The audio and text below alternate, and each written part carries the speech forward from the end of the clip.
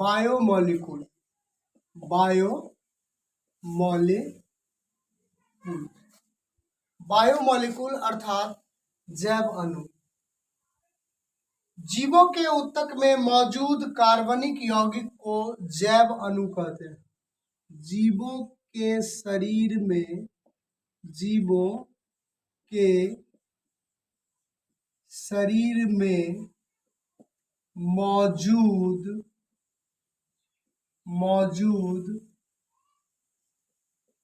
कार्बनिक यौगिक को जैव अणु कहते हैं, जैव अणु कहते हैं। अर्थात जीव के शरीर में जो कार्बनिक यौगिक है, जीवों के ऊतक में जो कार्बनिक यौगिक है, जीवों के सेल में जो कार्बनिक यौगिक है, उसे हम लोग बायोमोलिकुल कहते हैं। बायोमोलिकुल चैप्टर के अंतर्गत आप सभी को 4 चैप्टर के बारे में, बायोमोलिकुल के अंतर्गत हम लोग को 4 टॉपिक्स पढ़ना है इस चैप्टर के अंतर्गत, जिसमें पहला फर्स्ट पॉइंट है हम लोग को कार्बोहाइड्रेट की स्टडी करना। कार्बोहाइड्रेट। देन हम लोग को पढ़ना है प्रोटीन, फिर पढ़ना है फैट,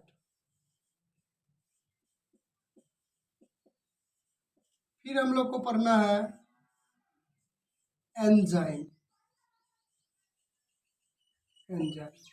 यानी हम सभी को कार्बोहाइड्रेट पढ़ना है, प्रोटीन पढ़ना है, फैट पढ़ना है और एंजाइम पढ़ना है। ये 4 टॉपिक हम लोग को बायोमोलिकुल के अंतर्गत स्टडी करना है। आइए हम लोग कार्बोहाइड्रेट के बारे में स्टडी करें कि कार्बोहाइड्रेट क्या होता है।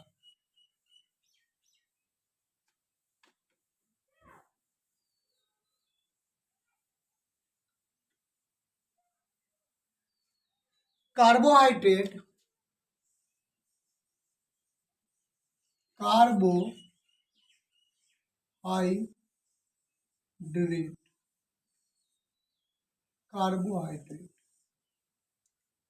कार्बोहाइड्रेट को हाइड्रेट ऑफ कार्बन कहा जाता है।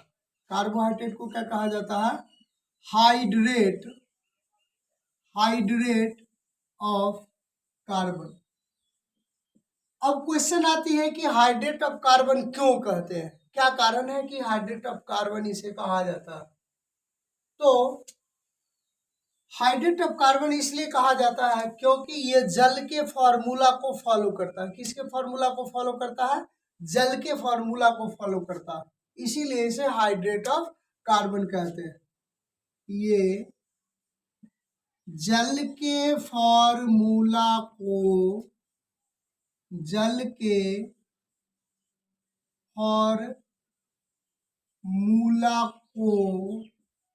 फॉलो करता, इसलिए इसे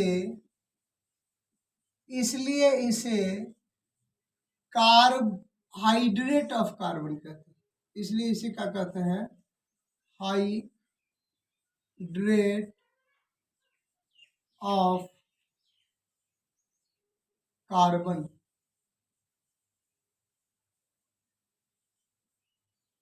हाइड्रेट ऑफ कार्बन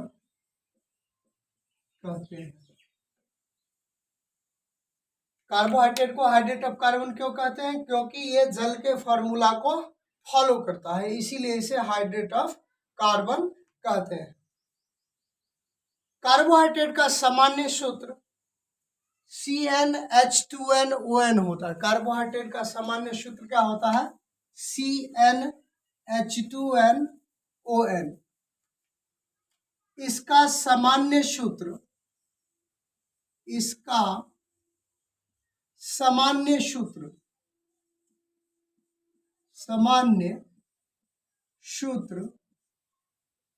CnH2nOn होता है।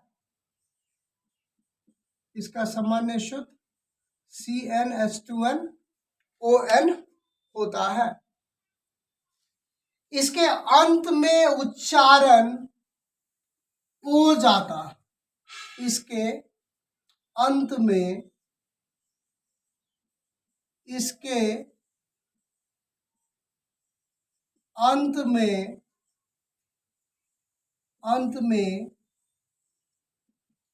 ओज उच्चारण आता है। ओज, इसके अंत में ओज उच्चारण आता है।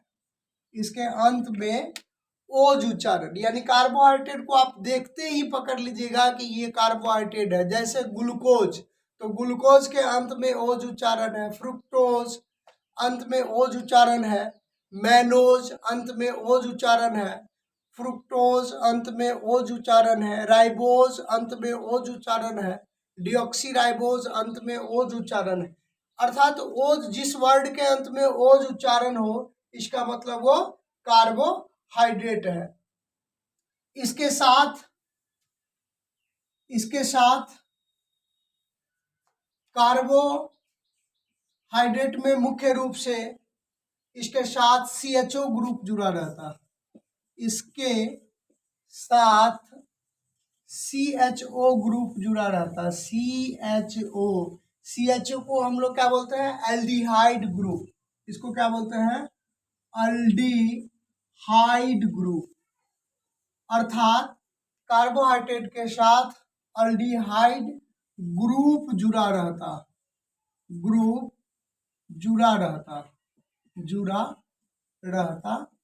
है।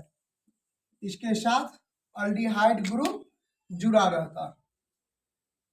इसके साथ कीटोन ग्रुप भी जुड़ा रहता।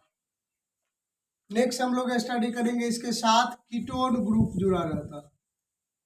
इसके साथ कीटोन ग्रुप जुड़ा रहता। C double bond O, ketone group. इसके साथ कीटोन ग्रुप जुड़ा रहता। इसके साथ कीटोन ग्रुप जुड़ा रहता। ये स्वाद में मीठा होता। ये स्वाद में कैसा होता है? तो मीठा होता। इसकी स्वाद मीठी होती।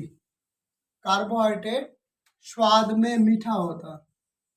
ये स्वाद में मीठा होता। ये स्वाद में मीठा होता है। स्वाद में कैसा होता है? मीठा होता। इसके साथ OH ग्रुप जुड़ा रहता। इसके साथ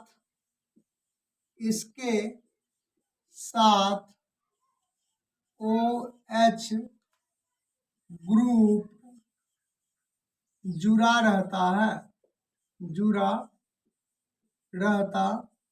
है। इसके साथ कौन ग्रुप जुड़ा रहता है? OH ग्रुप जुड़ा रहता है। अब आइए हम लोग बात करते हैं कि कार्बोहाइड्रेट कितने प्रकार के होते हैं।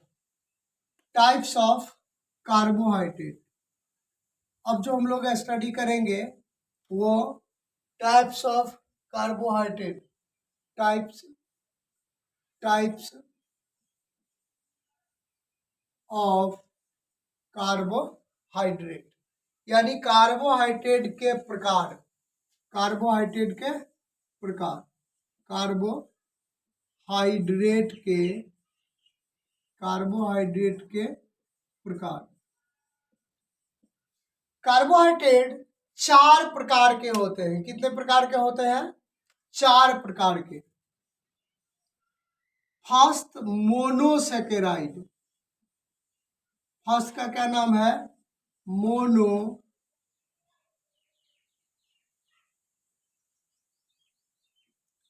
मोनोसेकेराइड। सेकेंड का नाम है डाइसेकेराइड।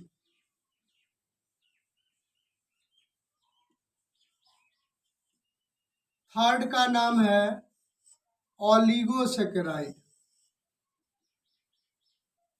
Oligosaccharide,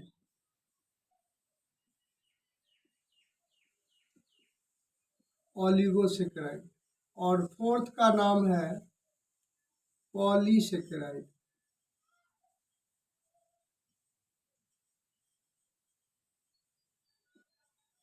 polysaccharide.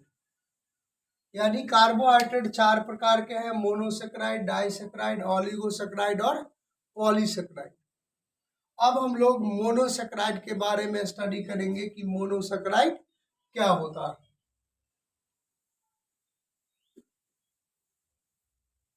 मोनोसेकेराइड क्या होता है?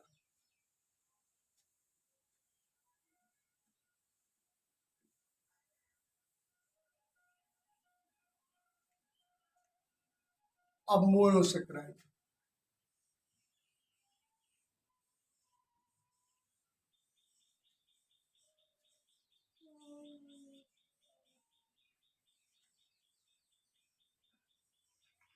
मोनोसेकेराइड, मोनोसेकेराइड क्या होता है? अब मोनोसेकेराइड देखिए, सबसे जो सिंपल कार्बोहाइड्रेट होता है, सबसे साधारण कार्बोहाइड्रेट को क्या बोलते हैं? मोनोसेकेराइड। सबसे साधारण कार्बोहाइड्रेट को मोनोसेकेराइड कहते हैं। अर्थात मोनोसेकेराइड को आप छोटे फॉर्म में तोड़ नहीं सकते हो। मोनोसेकेराइड को छोटे फॉर्म में नहीं तोड़ा जा सकता।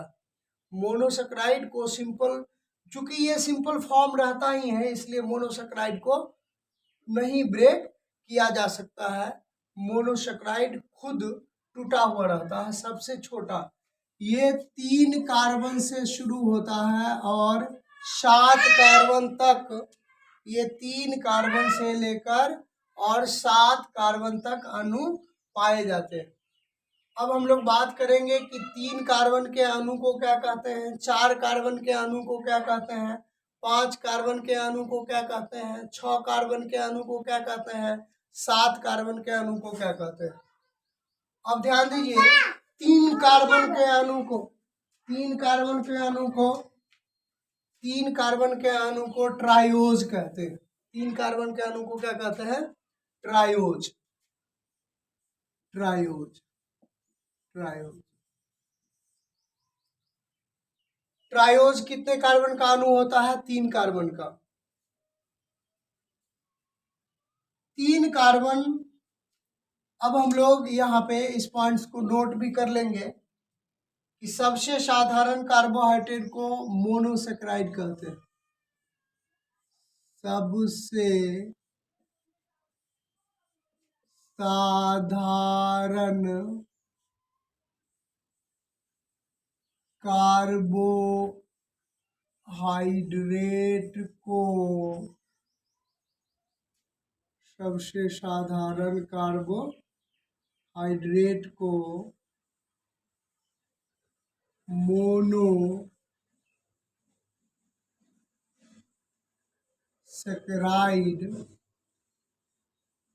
कहते हैं। सबसे साधारण मोनोसेकेराइड, सबसे साधारण कार्बोहाइड्रेट क्या कहलाता है? मोनोसेकेराइड कहलाता है। मोनोसेकेराइड 3 कार्बन से लेकर 7 कार्बन तक पाया जाता है। मोनोसेकेराइड, मोनोसेकेराइड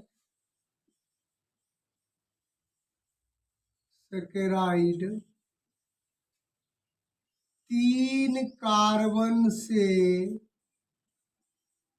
लेकर 7 कार्बन तक पाया जाता है।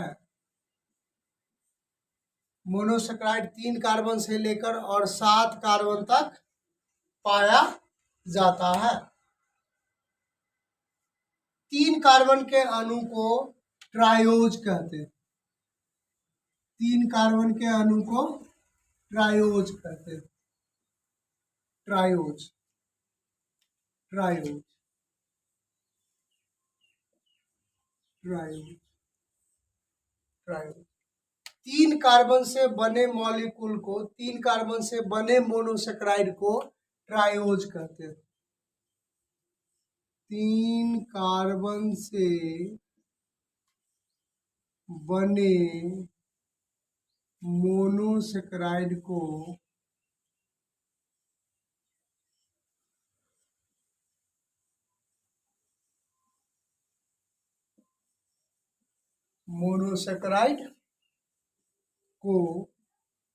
ट्रायोज कहते हैं। ट्रायोज कहते हैं।